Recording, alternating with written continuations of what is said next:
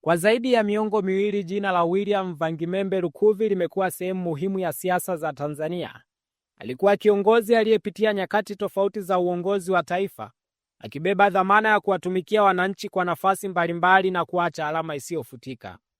Lukuvi alizaliwa Agosti 15 mwaka 1955 katika kijiji cha Mapogoro, wilaya ya Iringa vijijini. Safari yake ya maisha ilianza kwa unyenyekevu, akipata elimu yake ya ualimu katika chuo cha Tabora Teachers College, na baadaye alipata shahada ya uzamili katika sayansi ya siasa katika chuo huria cha Tanzania, hatua iliyomjengea msingi imara wa uongozi na ufahamu wa masuala ya kijamii na kisiasa. Mwaka 1995 ulikuwa mwanzo wa safari yake rasmi ya kisiasa baada ya kuchaguliwa kuwa mbunge wa jimbo la Isimani kupitia Chama cha Mapinduzi, na kuanzia hapo alijijengea taswira ya kiongozi thabiti na mwenye msimamo, jambo lililomfanya kuendelea kuaminiwa na wananchi wake kwa vipindi vingi mfululizo. Katika uongozi wake serikalini, Lukuvi alishika nyadhifa mbalimbali muhimu. Amekuwa mbunge wa jimbo la Isimani kuanzia mwaka 1995 hadi 2026. Amewahi kuwa naibu waziri wa vijana na kazi mwaka 1995 hadi mwaka 2000. Amekuwa waziri katika ofisi ya waziri mkuu, sera na bunge kuanzia mwaka 2000 hadi 2005, na mwaka 2010 hadi 2015, na baadaye mwaka 2024 hadi 2025. Lakini pia amekuwa waziri wa ardhi, nyumba na maendeleo ya makazi kuanzia mwaka 2015 hadi mwaka 2022. Hapa ndipo alipojipambanua zaidi kwa utendaji wake, akiongoza mageuzi yaliyolenga kutatua migogoro ya ardhi na kuboresha mfumo wa umiliki wa ardhi nchini.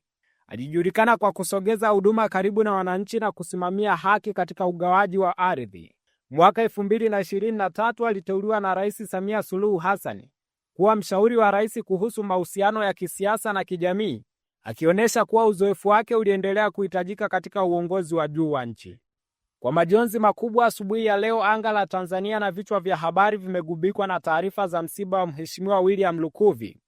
Taarifa rasmi kutoka ofisi ya Katibu Mkuu Kiongozi kwa niaba ya Rais wa Jamhuri ya Muungano wa Tanzania Mheshimiwa Dr. Samia Suluhu Hassan zinasema kuwa marehemu Lukuvi amefariki akiwa anapatiwa matibabu ya mshtuko wa moyo katika hospitali ya Benjamin Mkapa iliyopo jijini Dodoma asubuhi ya leo Machi 25, 2026. Kuondoka kwake kumeacha pengo kubwa si tu kwa familia yake, bali pia kwa taifa zima lililomtegemea kama mmoja wa viongozi wenye uzoefu na uelewa wa kina wa masuala ya wananchi.